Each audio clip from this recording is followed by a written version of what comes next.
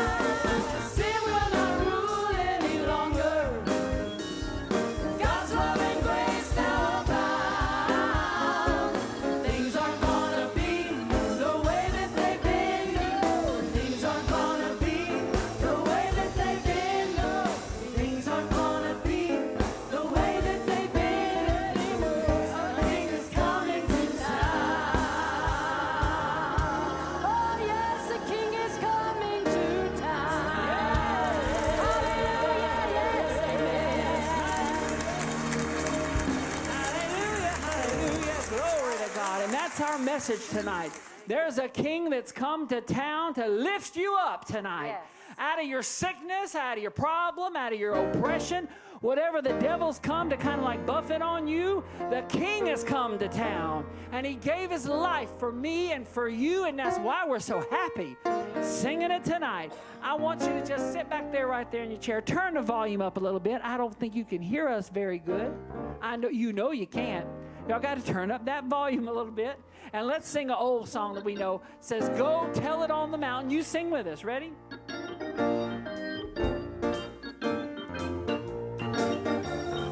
Go tell it on the mountain, over the hills and everywhere. Go tell it on the good news of Jesus, that Jesus Christ is Lord. Everybody sing it now. Go tell it on the mountain, over the hills and everywhere. Go tell it on the good news of Jesus, that Jesus Christ is Lord. While shepherds kept their watching o'er silent flocks by night, behold, throughout the heavens there shone a holy light. Everybody say, go tell it on the mountain, over the hills and everywhere. Go tell it on the good news of Jesus, that Jesus Christ is Lord. While shepherds feared and trembled low above the earth, rang out the angel chorus, hallelujah, that hailed our Savior's birth, saying, go tell it on the mountain, over the hills and everywhere. Go tell it on the good news of Jesus, that Jesus Christ is Lord. Down in a lowly manger, our humble Christ was born.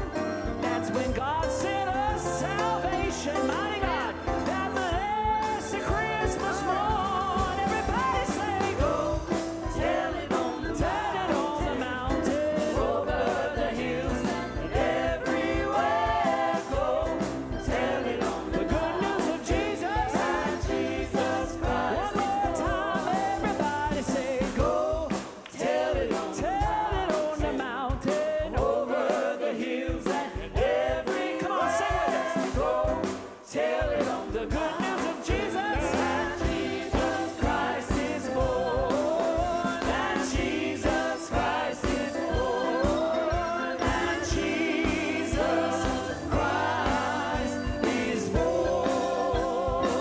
Jesus Christ is born.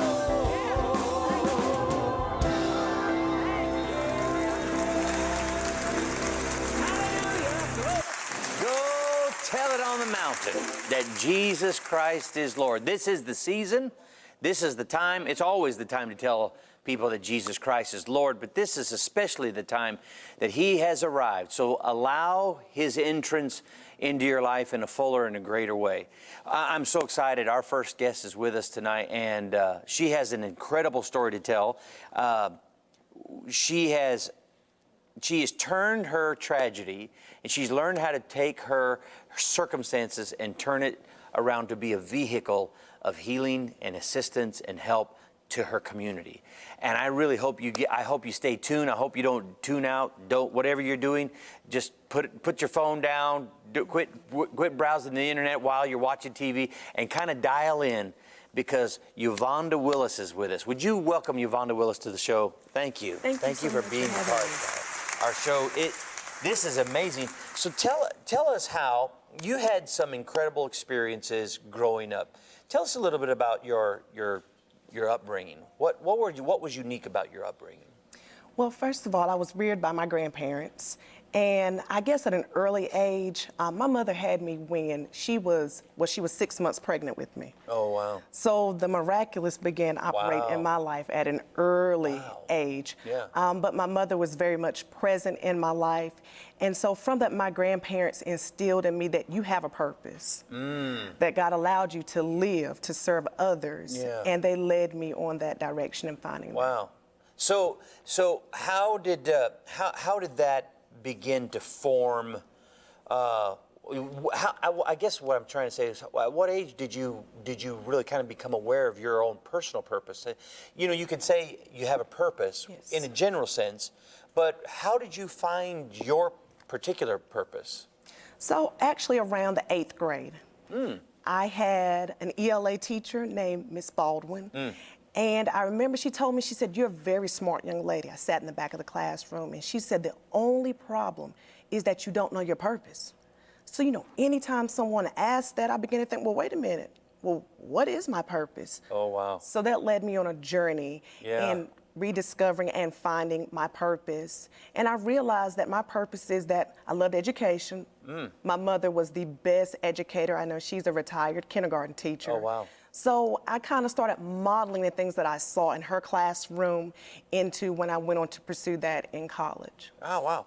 Now, so it became, you've really kind of found your purpose kind of out of those natural desires that Yes. what you kind of felt like you were already kind of good at, or what you had Yes. you had an interest, not just an interest, but you actually you were very good at doing that. So how does that work as you begin to make your decisions going forward?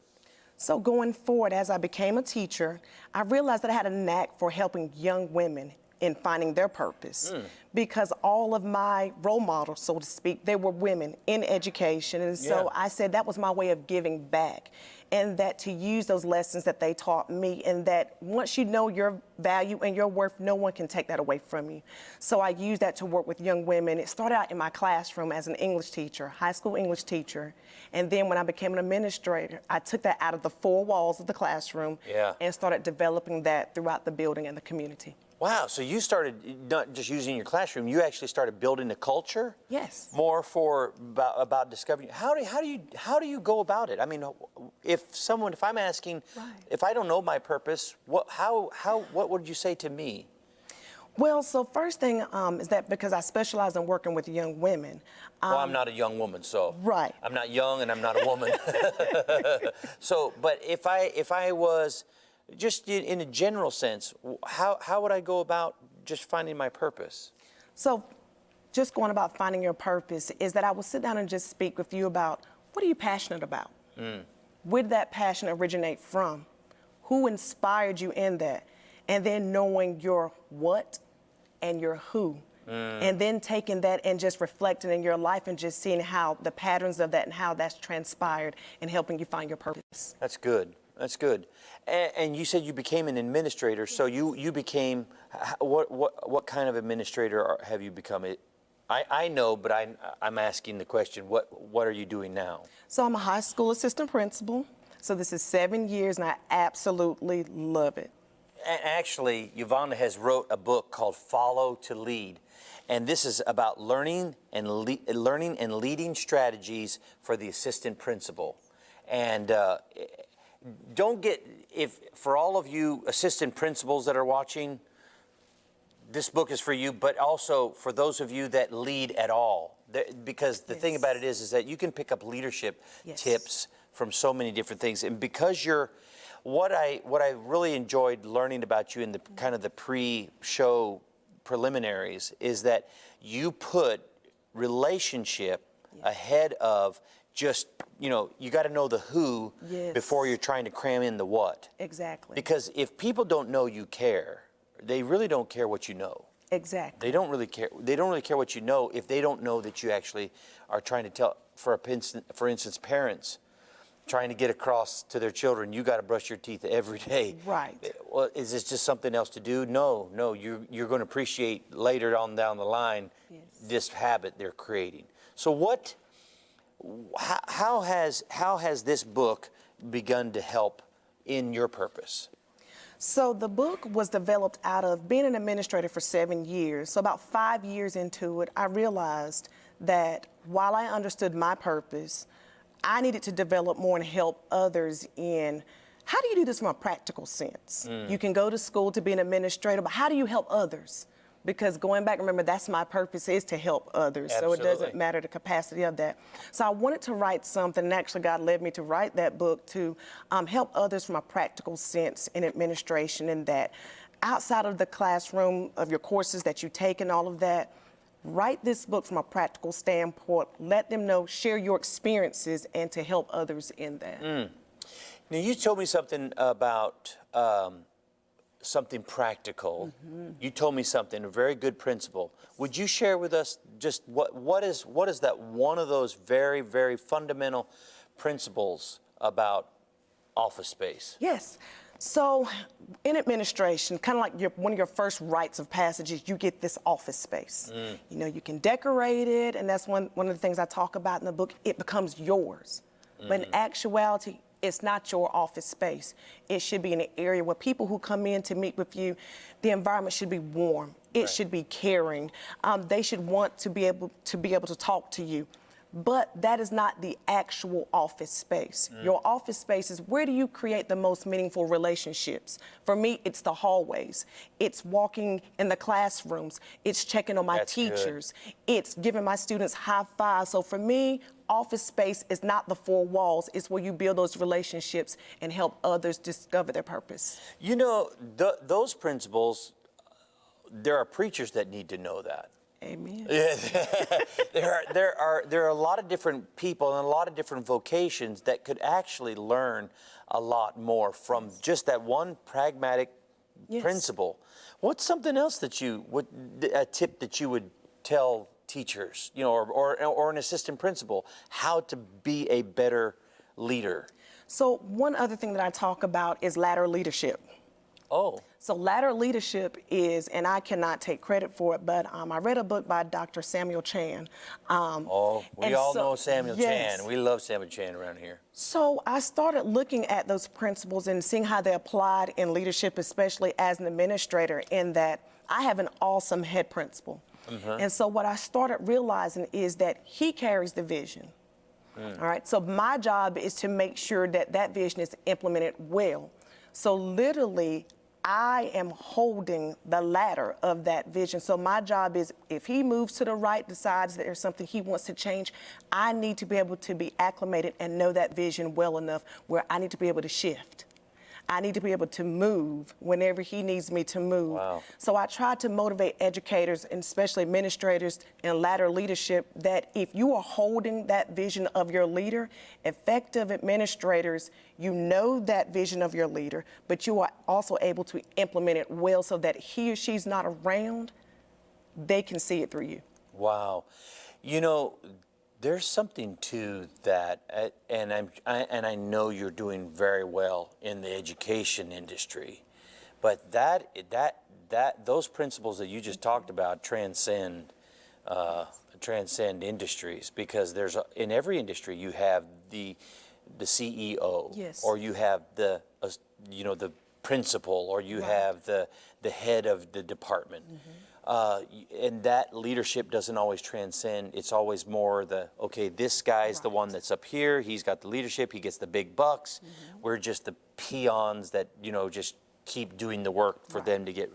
But really, in all honesty, it doesn't work if you don't have both going on. That's what we like to call transformative leadership, where as the person that is underneath, if you don't see the value and worth in it, you're not going to believe in it, and you're not going to ensure that it's done. You started actually something beyond just beyond your actual school and where you work.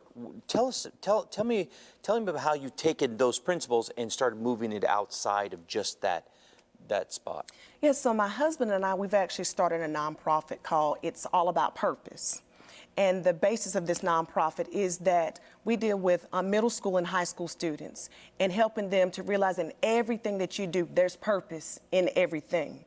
Because at that adolescent age, it's really hard to think that everything that you're doing has purpose. So we've started doing things, especially like with back to school, things of that nature, and helping to provide things for them. But also we plan on setting up programs to help them see the purpose and discover those things in their lives. Do you have a website that's set up for that nonprofit? We do not yet, but that is forthcoming. But that's really where you're getting your hands on and taking it just beyond where your job is. Yes. And moving it into a place where you're actually, we call it scaling, where you're scaling it up, and you're really affecting. What is the purpose? What is your purpose? What are you really passionate about? What really gets you up in the morning? I'm really passionate about helping people discover what inspires them. Because if you understand what inspires you, you'll continue to get up every day and do it. And then taking that and helping others discover that within themselves. And you said that your grandmother and your mother were the ones that really kind of instilled that. What did they do? What were some of the things that they did to kind of keep that in the forefront of your mind? Believe it or not, it's something very simple. In our household, we were not allowed to say that we could not do something. Really? Oh, that was not allowed at all in our household. It was you can and you will. So those affirmations, those positive affirmations of that you can do anything that you put your mind to, and an obstacle that you may come to, you can overcome that.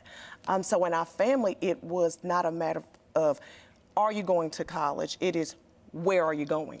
Oh, Things wow. of that nature. And so that was just instilled in all of us at an early age. And then all of my other role models, it was just reaffirmed through them, the same thing. Wow.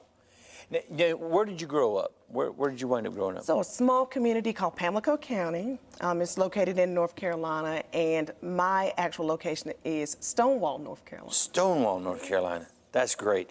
Now, this Followed to Lead book. Yes. Why did you write it? What's the purpose? You said God led you to write this book.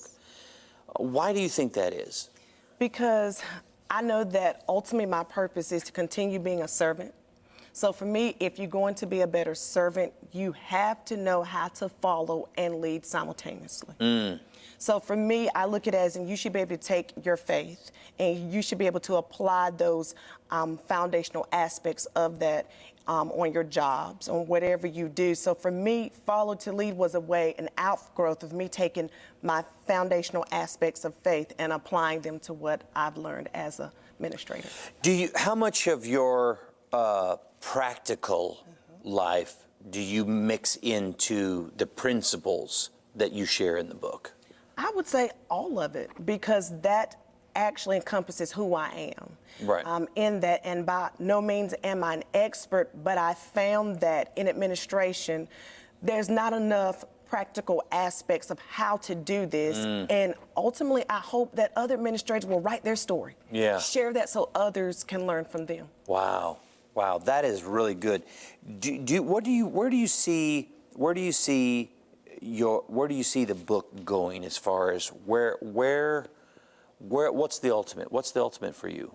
So for me, we've done a couple of conferences with administrators, things of that nature. So I would definitely like to see that take off more. For me, I want to use it as a way to, as I just stated, for other administrators to share their story. Right. I would like it to begin the conversations of us doing a better job as administration in who we serve. That's awesome. Well, this nonprofit that you started, Yes. the Inspired. No, it's all about purpose. Yes. But you have a business as well? Yes. So it is Inspired Instruction Consulting Group. And our motto is, we motivate educators. You motivate educators. So tell me, what does that do? What does that facilitate? How does that facilitate your... So basically, I take all aspects of being a teacher, being an administrator, and an educational consultant. And basically, we travel and we do workshops. We're very unique in that. And so we provide professional development for the inspired educator, because it's one thing for you to know your curriculum, but if you're not continuously inspired by what you do, none of that matters. Yeah. Well, I think I side in with Ms. Baldwin. I think you responded to Ms. Baldwin very, very well, because you do know a lot, but now that you have purpose, Yes. your life has gone from just knowing a lot and not having purpose. But once you have purpose, you become impactful. Yes. And so now you're starting a business, you've got your education, your vocation, and you've got a nonprofit. I mean, you got your hands a little bit. And everything. How do you have children? I do have 3 children. You have 3 on the side. You just do this thing. You got your hands in all this stuff. Who helps you? Well, I have a wonderful husband. Okay, that's what I was getting to, yes. because we need to plug. Yes. Because the way he introduced himself. Yes, as my better half. He introduced himself as your better half, so we better. I would say that he is. Yeah. Okay. You're very generous. What's his name? His name is Delmas. All right, Delmas. We got you plugged in. All right. He's giving us the thumbs up. Yes. So tell me, what do you see happening for 2020 for you, your business, your nonprofit? What happens next year? Wow. So for 2020, my husband and I are actually just discussing this. We see, especially our nonprofit, we live in Pitt County and we work in Greene County. So we plan on just taking this nonprofit and really meeting the needs of middle and high school students there, planning more workshops, getting out in the community, finding out how we can be, of course, ultimately a service to these students. And you help them with the back to school stuff. Is it with practical stuff by giving them like materials as far as school materials, but but you're also offering these workshops as well? Yes, so actually last year we provided over 300 backpacks in various school districts. And they're not just backpacks, they are filled with school supplies. Sure. We actually give away gift cards, things of that nature. Wow. We actually supply families with clothing, things of that nature that they need. Because once again, the purpose is in that when you meet, research shows that when you meet those foundational needs of people, everything else comes easy. And it starts building a relationship. Yes. So that you can move not just from the needs or the practical needs, but you start moving into actually some of the bigger things, which is finding your purpose and taking the principles that you have laid out for them so that they can begin to change their own life and they begin to find their purpose. That's what it's all about. Wow. Uvonda, thank you so much for being on our program tonight. This has been excellent. And thank you for writing this Follow the Lead. This is going to be really good stuff. So if you would like more information on Uvonda Willis and it's a purpose, it's all about purpose. If you'd like to know more, please visit the WATC website. You can find material about them and also just whatever it is that if you're trying to find purpose, get a hold of these books and get this in your library, but more so in your library, get it in your mind, get it in your heart, and begin to use these principles to find your purpose, especially if you don't know. One thing I've said about purpose is that once you understand your purpose, everything else fades to the background. It doesn't matter what your purpose will reveal your giant. Yes. Your purpose will reveal your love. It'll reveal your friends. It'll reveal your enemies. It will reveal your fear of what you're afraid to fail at. Purpose is so important. So thank you again for being on our program tonight. We're so glad that the Richard South and the Power Singers are coming now to sing. It's going to be good. Come on. It's our honor and privilege with the Power Singers to have the legendary Ronnie Goss here on the piano with us tonight. And he's going to start off this song that says, "Cherish that beautiful, wonderful name." Worship with us right there in your home and sing the song. Sing, Ronnie. An angel from long ago bent down to earth below, and to Mary whispered low, call his name Jesus.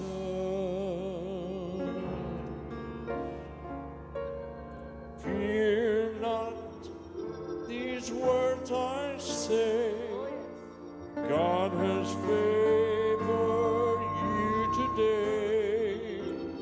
You shall bring forth the Son, call his name Jesus. Cherish that beautiful name. Cherish that wonderful name. Cherish that matchless name. That name of Jesus.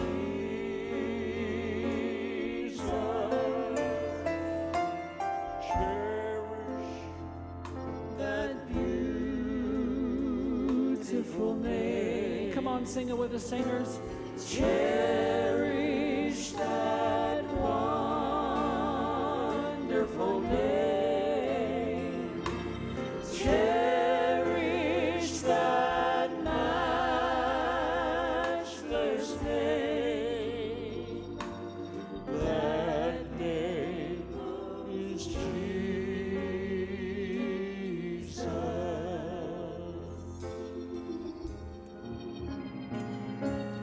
He shall save his people from their sin, and of his kingdom there shall be no end.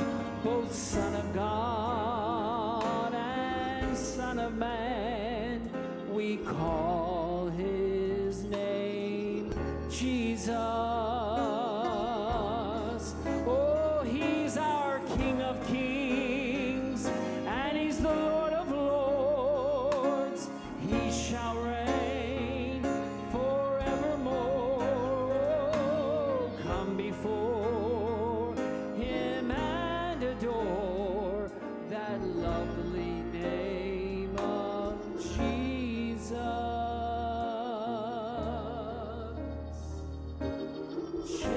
Cherish that beautiful name. Cherish that wonderful name. Cherish that matchless name. That name is Jesus. Come on, Vanessa, help me. No other name can save or heal. No other name can cleanse or fill that empty place within your soul. No other name but Jesus. When all has come and gone, that name shall still live on. So magnify him loud and strong. That precious name of Jesus. One more time, everybody say it. Cherish that beautiful name. Cherish that wonderful name. Cherish that matchless name. That name of Jesus. That lovely name of Jesus.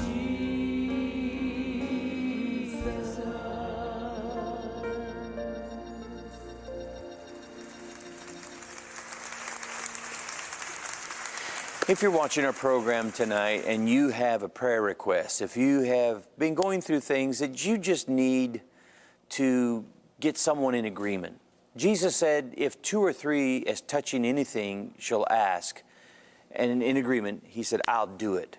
And sometimes we don't always have people that we can maybe reach out to, or maybe we have something that we want to reach out and have pray for that may be a little sensitive, that we may not want to include people, that we don't want them to know what we're actually praying about. That's one of the reasons why TV 57 exists here, is that we want to be able to be a prayer partner with people just like you. Maybe you don't feel like you know how to pray. Call in right now, that number 770-300-9828, and that way someone can be there to pray with you. I want to introduce Stacy Robinson, who is now with our next guest, that they are sharing about their important work that they're doing in their church. Hi, welcome. We're glad to have you with us for this conversation that I'm about to have now with Jeff Jansma and his new bride, Renee Jansma. We were just talking about how long you guys have been married. It's been about 5 years now. April will be 5 years. Yeah. So tell us a little bit about your family, because you blended a family, and so yeah, we'd love to hear about your family. We did. Well, Jeff has 2 adult children, and I have Presley. She's 14 now, and she was 9 when we got married. Yeah. And actually, it was the 2-year anniversary, Halloween, of Jeff adopting Presley. Oh, I love that. And then you can tell, just look. Yes, I have a son with special needs who's 36, this is Josh, and then a daughter, Jillian, who's married and has been married for 10 years. And we are all in the Atlanta area. Okay. And for full disclosure, we go to the same church together. we do. And you and I have known each other long before I Years and joined years and First years. Baptist Snellville. But yes, we've done a lot of ministry projects together, had a lot of fun together. Yeah. And you were on the show back in January. You both were on here singing back in January, and you sat down with me and shared some of your personal testimony. So maybe when this program airs, maybe I'll put that link in the Facebook post so that people can go back and hear your see that personal too. testimony. Excellent. Yeah. I'd love to hear specifically about your family's commitment to other families that have a member in special needs, that is a special needs individual. Well, I work at First Baptist Church Snellville as Director of Recreation and Special Needs, and part of my responsibility is to provide programming for the special needs community. And the church has actually had a very active ministry in special needs for well over 20 years. And so in the last year that I've been on staff, we've just kind of enhanced those ministries, and we're getting ready to start a special needs ministry for children as well, building a multi-sensory and classroom as well. That's going to be happening in 2020. But the special needs ministry that we have in the adults is a special one called First Tuesday, which is a respite program for the community. And we just had a great event last night where our student choir from First Baptist Snellville came and they sang for the special needs community. And we had well over 80 special needs adults with intellectual and developmental disabilities, and then caregivers as well. We do a meal, and then we do some kind of a program. And one of the things when we were on before was we sang in a mixed Southern Gospel quartet. Yeah, love it. And so we'll be doing that around the Christmas time, and we love to do that for the special needs community. And that's for everybody, and that's Gwinnett County. You don't have to go to First Baptist Snellville. That was what I was going to ask you. Yeah, it's a called community First event. Tuesday. Right, correct. And it's actually open to the first Tuesday of each every month. month. So- First Tuesdays on the first Tuesday Yes. of every month. Okay, And gotcha. we usually take like June and July off. Okay, yeah. But yes, that's for the adults with intellectual and developmental disabilities in the community. We also have a special needs for the adults on Sunday mornings as well as on Wednesday nights, Bible study and life group classes. And that, we've been growing in that.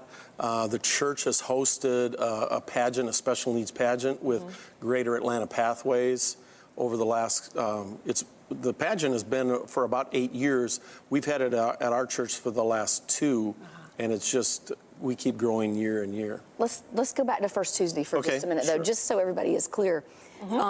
They drop off at 5 and they have dinner. Okay. And then we don't end till 7:30. So parents and caregivers can stay, but it's a really great opportunity if they're highly functioning enough to be left alone, where those parents and caregivers can just drop them off and go. Yeah, They can go to dinner or a movie or get a nap. Right. Because there's not a lot of opportunity for these families to have time when they are not with these special needs adult children. Right. So it's a great opportunity for them to get a little break. Right, right.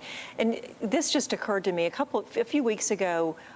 You were telling me a little bit of a story of a need in an adult independent living kind of situation. Tell me, and I don't remember anything about that really, but just tell me about that ministry or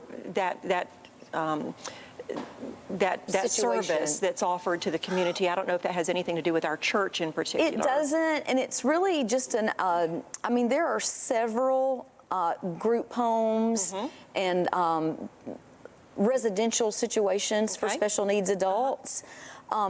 Most of them are funded either personally by their families, correct me if I'm wrong. A lot of it comes from their Social Security benefits, disability Waiver funds type through benefits. the state or the federal programs and things of that nature. Right. And some of them, like where Jeff used to work, it's a big, huge compound where a lot of them all live together, like 100 or so. And then other things like maybe High Hope or Creative or different other organizations might have actual houses. Okay. And 3 or 4 special needs adults might live there with a caregiver. Yeah, yeah. So just in this particular situation, it's a young man who he's working part-time, but he doesn't have family. He is having trouble getting his Social Security benefits, which is a lot of red tape and hard work. And he just wasn't able to have the funds he needed for a couple of months. Right. So we were just personally trying to raise some money to keep him from getting evicted. Yeah. And you guys are so connected, far beyond just the ministry and the church of special needs community. I've been involved in being a volunteer with Special Olympics Georgia for almost 20 years, as well as our local organization through Greater Atlanta Pathways and Gwinnett Masters Special Teams.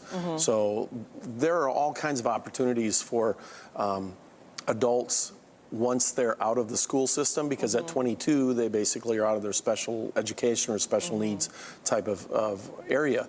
So within that community, Josh and I have been involved in for a long, long time, and there are all kinds of recreational sports that they can get involved in, and it's a year-round competition and training program. Okay. And Special Olympics Georgia has made a huge difference in our lives, as well as our GMST and Greater Atlanta Pathways family. Yeah, and one of our mutual friends, Kelly Ingram, is very active, I believe, up in North Georgia with Special Olympics with her son She and has their a special family. needs son. Okay. Yeah, yeah. Just as someone who's not obviously as informed as you guys are about services for special needs and just needs of special needs individuals and families, one thing that I have seen and that was brought to my attention several years ago is the fact that so many organizations, and that includes churches, maybe they don't offer some of the help and services that are necessary in order for a special needs individual or family to feel that they can participate in that group or organization or even a church. Talk about the gaps that are out there like that, and some of the things that you guys are involved with, and that could people that watching might think, okay, that's an idea that we haven't thought of, that we could maybe implement to be more inclusive. Okay. One thing that really helped our church within this past year was taking some of our staff and some of our friends to a special needs conference that is at Mount Perrin Church. And that's going to happen in March of 2020, where they talk about the whole philosophy of what special needs is in the church setting and how to get volunteers involved, how to provide programming and curriculum and things of that nature. Because we attend a church that's a pretty significant size. And we can do the First Tuesday program and have the community come together for that. A lot of smaller churches might not have a special needs program because they might only have like maybe 1 or 2 special needs children or adults in a small church. Right. That's where if you can get plugged into some of these kinds of activities that we're involved in, either from a recreational standpoint or a spiritual standpoint, and get connected through some churches that they know of that do have special needs programs, that is a huge blessing for them to get plugged in that way. The church prior to First Baptist, our son was really just kind of involved. He was about the only one. And so we ended up coming to First Baptist Snellville because that was a need in our lives. And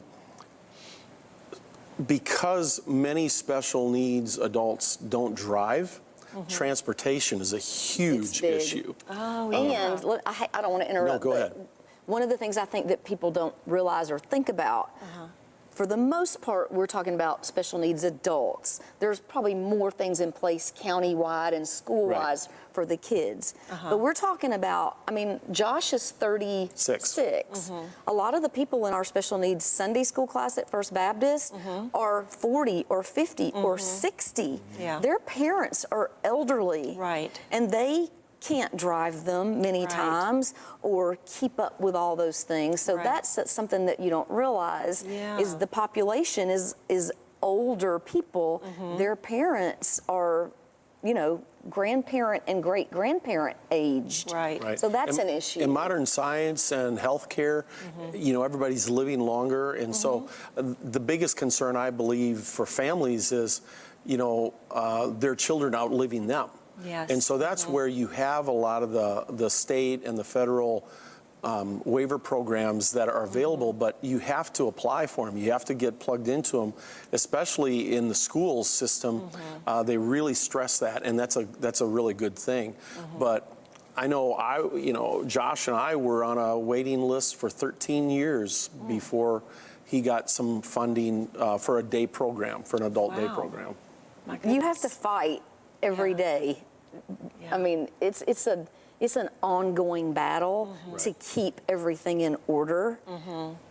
And if you don't know how or you don't know where those resources are, that's an issue as well. The school does a great job in Gwinnett County because that's where our experience has been with the children in school and special education. But again, like I said earlier, when they turn 22 years old, those resources basically end. And so those families need to find places for, you know, their children, recreation, social interaction, any kind of education, things of that nature. And so those are the challenges that they really have facing them once the kids are out of school. Yeah, so adult special needs is a whole different situation than think so. children in school age. And so workplace, I mean, what about adults that are looking for jobs, and how does There's that a high percentage that are unemployed or underemployed, and many of them might only work 10 to 20 hours a week because that's all they can. But the difference that we've found in the friends that we've had through the years that are employed, the manager or the school system or the county where they can find employment, it makes all the difference if they're supportive and really are patient and working with them. Special needs people are some of the most loyal employees you'll ever find. They love what they do.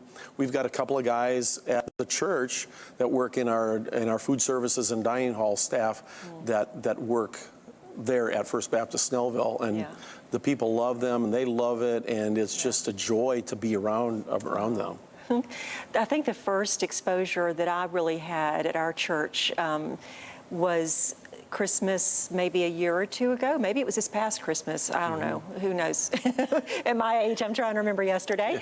But yeah, the choir, the special needs choir. It was the Christmas program Oh my last year. goodness! With just Renee this led that. past year, amazing.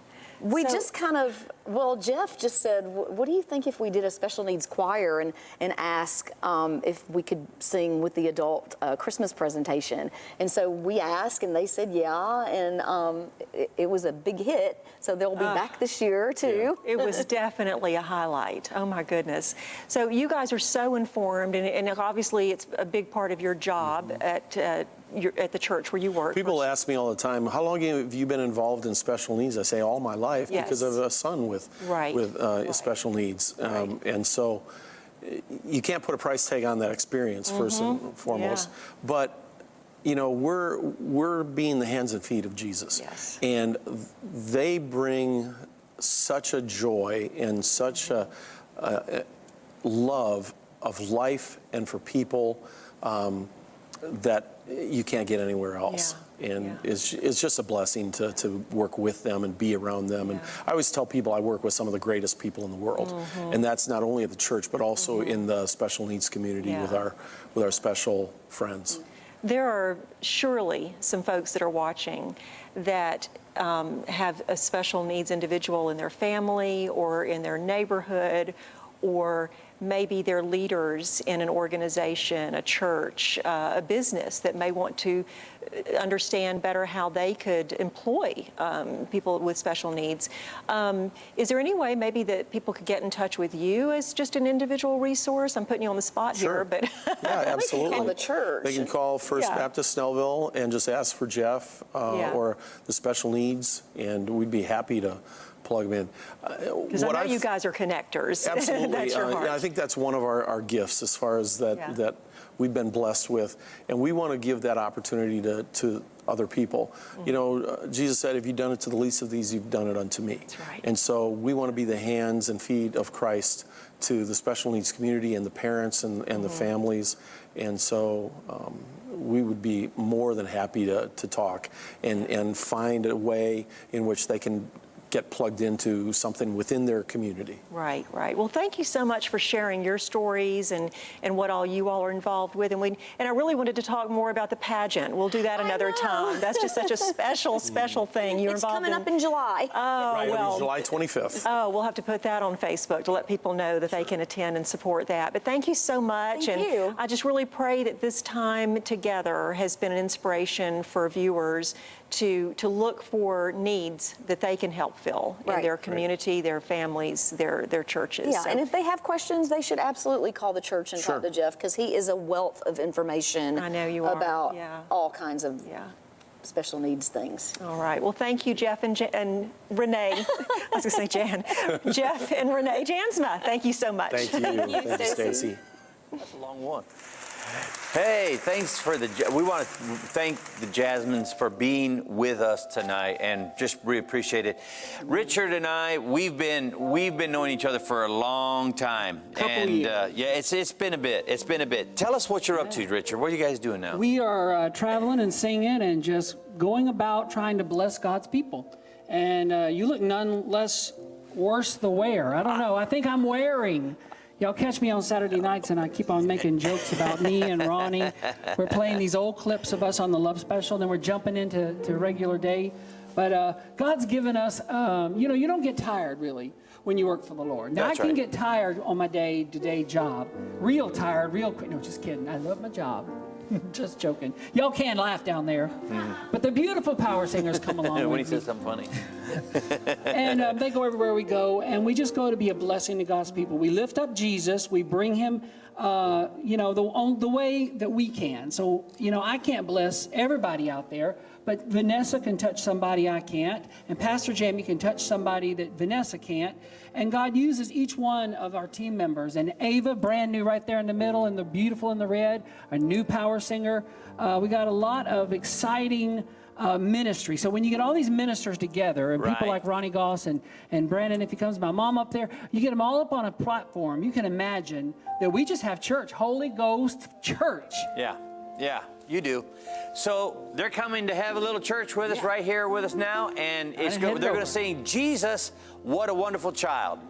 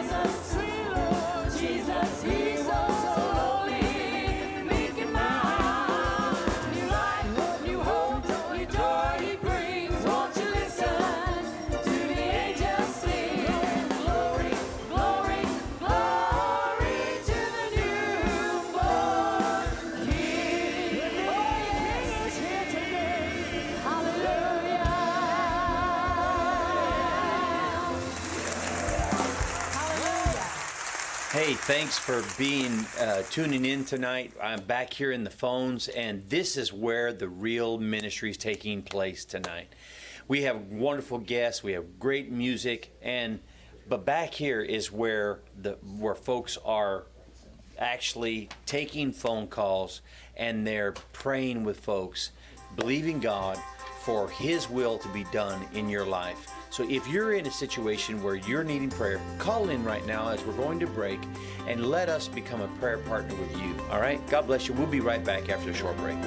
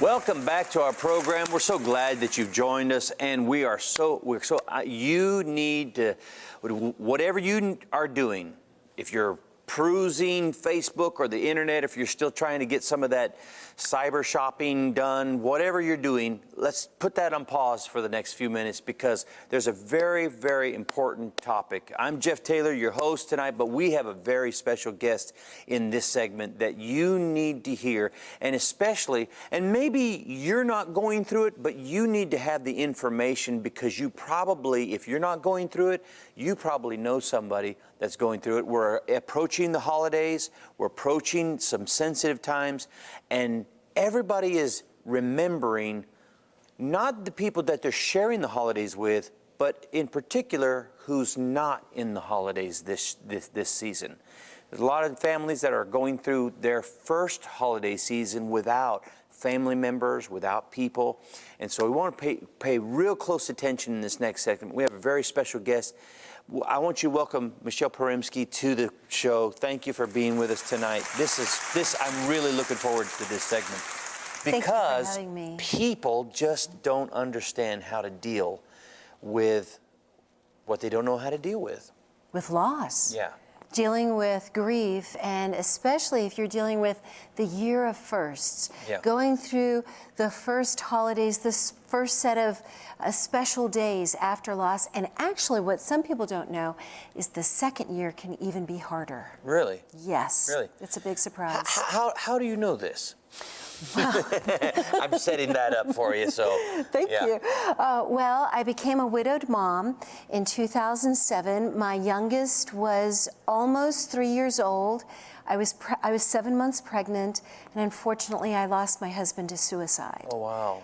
And within a span of 5 months, I lost my husband to suicide. I gave birth to my second daughter, Sophia. My first daughter's named Renee. And then 3 months later, I lost my mom to breast cancer.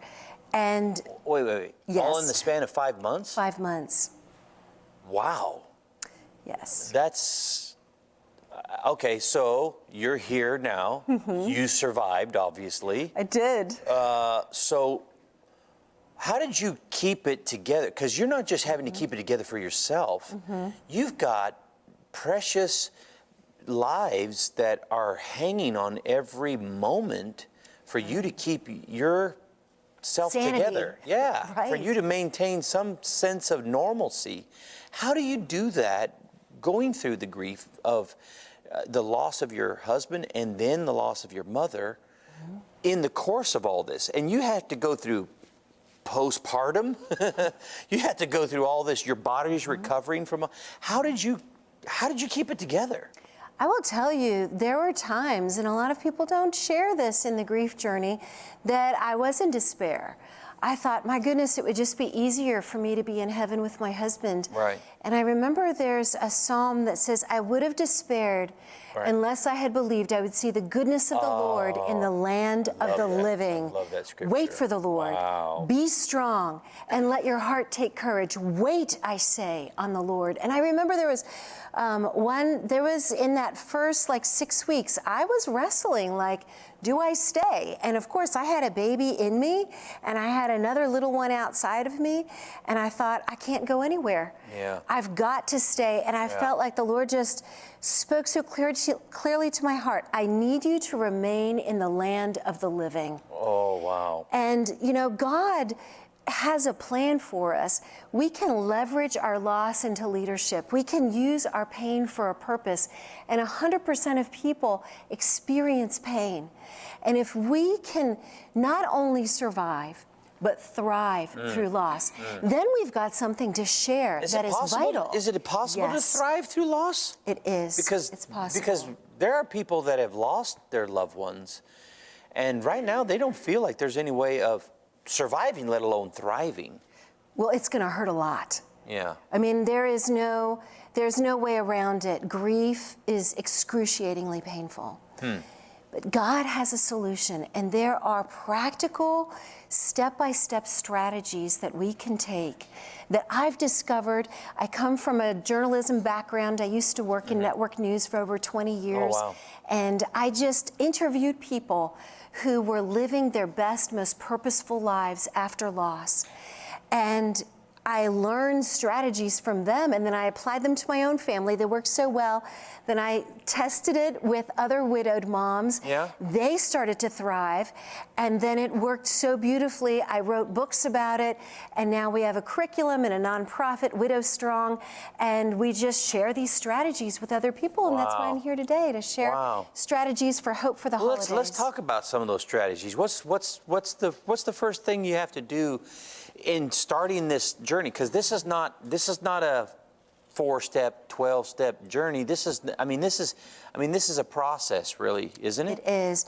What you really want to do is to have tools in your toolbox. Okay. To say grief is not linear. You're not like, I got through step 1 and step 2. Sometimes you're going through a bunch of different steps all in the same hour. Oh, wow. So the first strategy is to just breathe. Pastor Ron Ween, who's also a grief clinician, is in our grief empowerment videos, and he has shared a strategy that's so helpful to just breathe. So will you do the practice with me? I'll practice with you, yeah. Okay. Yeah. So we take a breath on a 2 count and we release it on a 4 count. So we go, that was 1, 2, 4. 1, 2, 3, 4, right? So when you're having one of those moments that everything just seems overwhelming, we often start to breathe using our chest, but actually you need to breathe using your diaphragm. Yeah. So let your belly just kind of flop out. You know, it's the holidays, we're gonna wear comfortable pants anyway, right? You know? So you just kind of let your belly flop out and just breathe.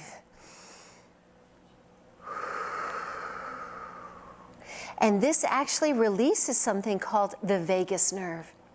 And when we start to stress out, that nerve clenches. Don't you feel like your gut kind of clenches when you're stressed out? Well, that sends a message up to your brain. Lions and tigers and bears. Right, survival. Fight, flight, or freeze. These are not great strategies during the holidays. Yeah, So that's true. it's better, if we can use empathetic, compassionate strategies. So when we breathe, we relax the vagus nerve, and then we actually help our mind to think creatively, empathetically, calmly. So even in one of those stressful moments, the first thing is to remember to breathe. And you know what I like to do? I like to pray while I'm breathing. Oh, that's You know, good. That's a good idea. Lord, I trust you. Lord, I need you. Lord, give me wisdom. So that's one of the first strategies that we use, is to breathe. Not only does it align biblically, but it also aligns mentally and emotionally. Wow. Wow. So what does that, I mean, you're saying that it does that. So how does that process? Is it that you're just telling your brain it's okay, it's going to be all right? Yes. Because in that grief, you're thinking about all the things that you've lost, missing that individual, maybe sometimes tragedy that maybe have happened. What were they going through? You're trying to solve something you can't solve. That's what's so exhausting about grief, is we feel like we don't get a break from the pain. Okay. The mind keeps coming back over and over again to traumatic events. And so another strategy that I use is to be mindful of triggers. Okay. Okay, so the triggers could be a special date, like in December 5th is my late husband's birthday. December 17th is our wedding anniversary. Oh, wow. These are triggers. Right. And so what we do as a family, we usually give gifts away on that day, on his birthday, and that changes it into something really joyful. Right. And on the 17th, we have a family celebration day and we do fun things. Wow. What are other kind of triggers are there? I mean, can it be like as simple as a song coming on the radio? It can. Well, I mean, is that the time? And what happens when you don't see those triggers coming? Like, for instance, I get the dates.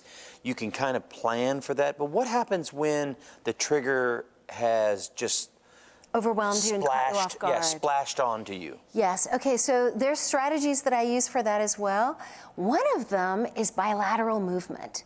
Okay, so what is a bilateral movement? That means walking, biking, swimming, okay. Got running, anything that you have a cross movement on your body. This actually helps your brain to process loss. So when I feel overwhelmed by grief, you really want to be sedentary and like watch Netflix or something, right? Yeah. Well, I suggest you watch PureFlix. I don't even need grief to do that. So right. So we kind of want to be sedentary, but actually what we need is to walk. Get going. It's a form of PTSD therapy to have slow movement in front of your eyes and to process loss. If you can walk with a friend, this actually helps to shrink the trauma in your brain, make it more manageable, and then you can move forward. So when I feel overwhelmed, I might go take a walk in nature or a walk around my neighborhood, even for 5 or 10 minutes. Treadmill doesn't work because Sure, you need the visual to pass? Well, ideally, I mean, if it's cold, you know, some folks maybe in a cold environment, sure, a treadmill will work or a stationary bike. But ideally, you're getting moving, outside, you're getting some of that vitamin D from the sun. Yeah. But movement is really important. Yeah, wow. Another thing is connection. You know, reaching out to your community and communicating, which actually leads me to point number 3, which is communication. Communicating with your family, with your friends, to say, even in the moment, I'm having a challenging moment, or I'm having a grief trigger. That's an easy way to say, I'm struggling a little bit right now. And then maybe even just letting somebody in on that is helpful so you don't feel alone. Is it, Michelle, isn't that exactly the opposite of the way you feel like doing? Because like typically if you're grieving or if you're sad, you don't, a lot of times, you know, we want to be Facebook happy. You know, we just want everybody to think that everything's going okay, and all of a sudden, you know, I don't want to try to draw in all these self-made counselors that are going to give me, you know, just nonsensical tips and little homemade concoctions of what they think I should be doing. And so sometimes that makes us want to go inward. But what you're saying is you really need to find a network that is a positive, that doesn't necessarily do all those other things. However, you need to find that positive outlet. Right. What I say for those who are grieving, your friends and family are really important, but also to widen your circle. Yeah. You do need those who have gone through your specific kind of loss and have shepherded that kind of pain well. Wow. To that effect, we actually have a Hope for the Holidays series. If you go to my website at widowstrong.com. Widowstrong.com. You don't have to be a widow to learn from these wise warrior women. Wow. And so we actually have online groups, and they're free. You can find it right on our front page and come and join us. They're an hour-long session, and we want to be there for folks as they're going through loss during the holidays. If you have a laptop or smartphone, we have the link right in the invite, and you can join us. And we'll share with you the strategies that we have and hopefully customize them for your specific situation. Now, I know specifically that because you've been a widow, you've reached out to other widows, but this is not, you just said it's not connected to just widows. It's anybody that's gone through any kind of loss, maybe losing a child or a sibling or whatever it might be, whatever kind of loss, they can actually use a lot of these principles to manage their own grief. Yes, absolutely. For this particular Hope for the Holidays series, next week and the week after, we have our online, we use Zoom meeting, our live video conferencing. I'll be there. It'll be co-led by another widow who's been with me for 7 years, Tanya Pringle. Now she has her master's in counseling since joining our group. And we just want to share hope for the holidays. That's our goal, because using our pain for a purpose actually brings us joy. Yeah, wow. Okay, so we've talked about 3 triggers. We talked about number 1 was breathing. Breathing. Number 2 was Be mindful mindful of triggers. And 3 then is communicate. And one more thing I just wanted to share about communicate is addressing with your family. Have a meeting with your family and talk about what are the traditions that you really loved. What's your bullseye moments for the holidays? Yeah. And each family member may have a different moment that they really love. Yeah. Put those on the calendar. Yeah. And then this is an opportunity for new traditions. Yeah. So we can intermingle the traditions that we've always done with new opportunities. What have you always wanted to do? Ask your other family members, and you can go on an adventure this particular holiday and create new experiences together. That's really maybe good. you go to a cabin, maybe you want to go to another city, you want to take a cruise, Wow. or you want to help others during the holidays. These are all wonderful opportunities to Wow. create new experiences and new traditions. That's really good. I think it's excellent. So I can't wait for number 4. Okay, so number 4 is journaling your thoughts. You know, I have to say, this one took me a while to journal my thoughts, because I was Why? like, I don't need your yah suggestions of writing down my thoughts. Yeah. So helpful. Really? So helpful. Can you text can you do it on a device? You I mean, do you have to be actually writing? I use a computer because I type Okay. so much faster, Yeah. and it's more legible than when I'm writing it myself. I hear you. You know, I do hear you. use a computer, and I just getting those emotions out, expressing it. Right. Sometimes I type it as a prayer to God, Yeah. and it helps to just frame what I'm going through. Really good. And to that effect, one of the books that I've written, 180 Your Life from Tragedy to Triumph, it's a woman's grief guide, and we have a journal and study guide, and that journal is a year-long journal with questions that help frame your challenge or your Right. loss from tragedy to triumph.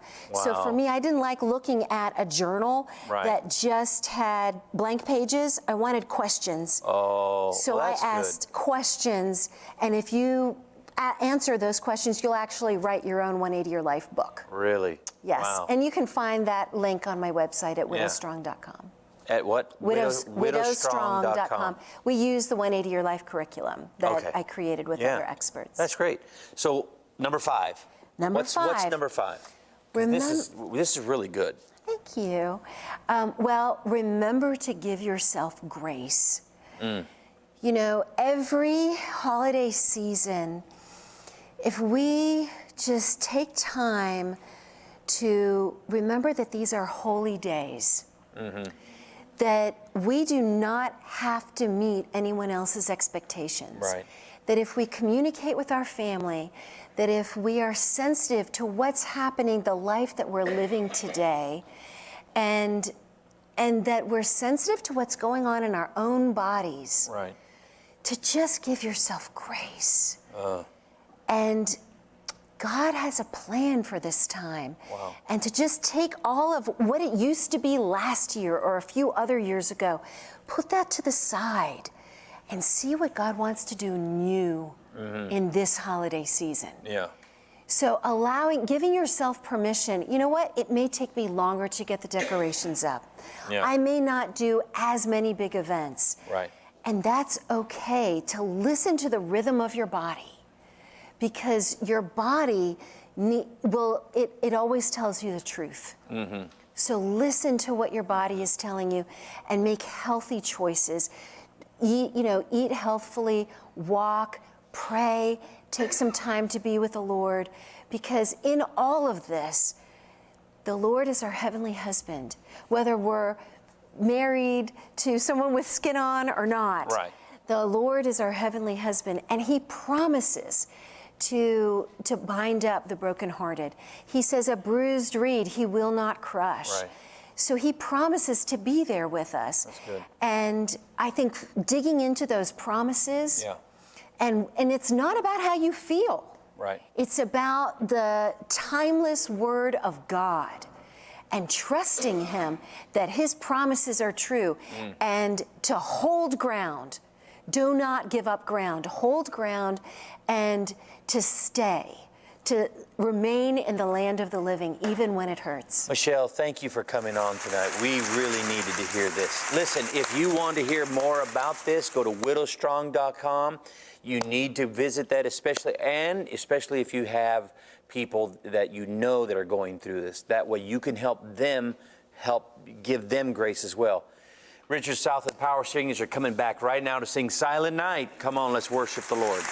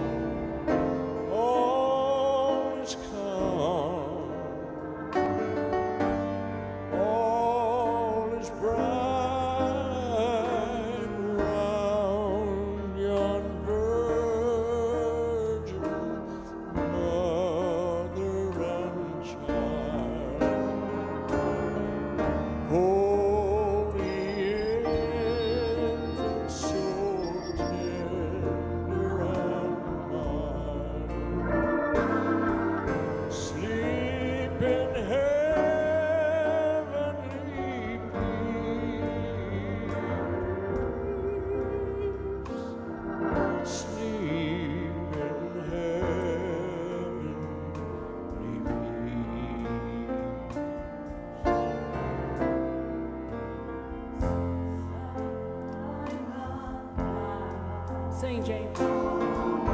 Holy night, all is calm, all is bright, round yon virgin mother and child.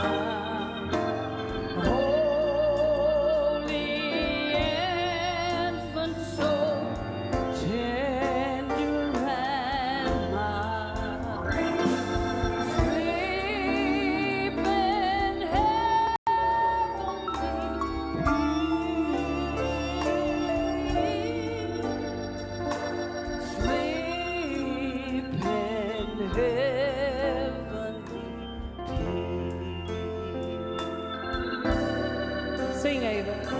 Silent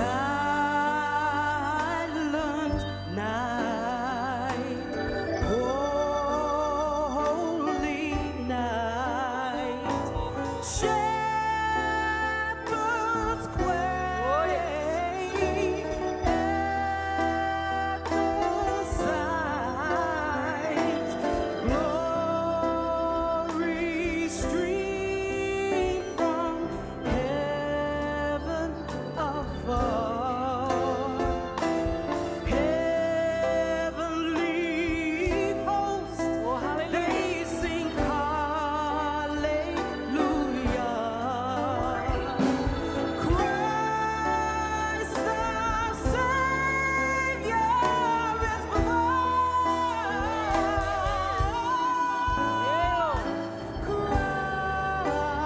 Christ the Savior is born. Everybody, silent night, holy night, Son of God. Love's pure light, sing it out. Love's pure light, radiance beams from thy holy face.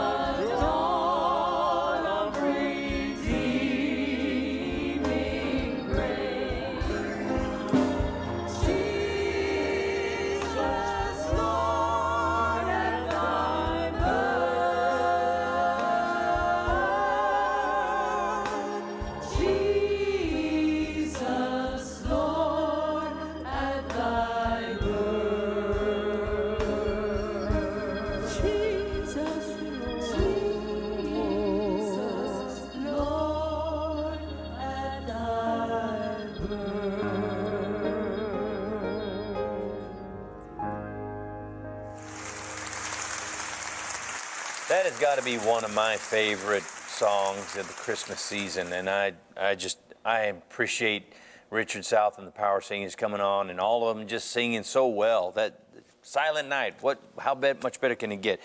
Well, a lot of people have been calling in, and they've been giving our prayer requests, and so I've asked Mishael to stay on the set with me, read some of the prayer requests, and have a word of prayer over those that have called in tonight. If you called in, we're going to become an agreeer with you, according to what the Bible and the Scripture says. We're going to believe God with you. James from Fulton says, please pray for my niece. His niece had a major stroke. Nicole called. She said, my daughter has pneumonia. Helen from DeKalb, she said, I want you to pray for marriage ministry. They want to start a marriage ministry. Lima from Atlanta, prayer for health and finances and family strength. That's a big need right now during the holidays. Mrs. Rose from Canton with back pain. Mishael, what have you got? Jace with prayers for healing for cancer and anxiety. Penny with prayers for recovery from depression and schizophrenia. Ruth, healing, peace of mind. And also Denise, she for God's protection and provision. Why don't you just say a word of prayer? We just agree with you. Hallelujah. Lord God, we thank you so much for this time. And right now, we lift up all of these prayer requests and even the unspoken requests. Lord, you are our hope, you are our healer, you are our provider. And Father, right now, I pray for your strength, your power, your peace, your provision, and your protection over all of those who are listening and all of those who have joined us in prayer. And Father, we thank you that you are our Prince of Peace, that you came, and that's what we celebrate in this Christmas season. Thank you so much in Jesus' name. Amen. Amen. We call it done. I'm so glad you're with us tonight.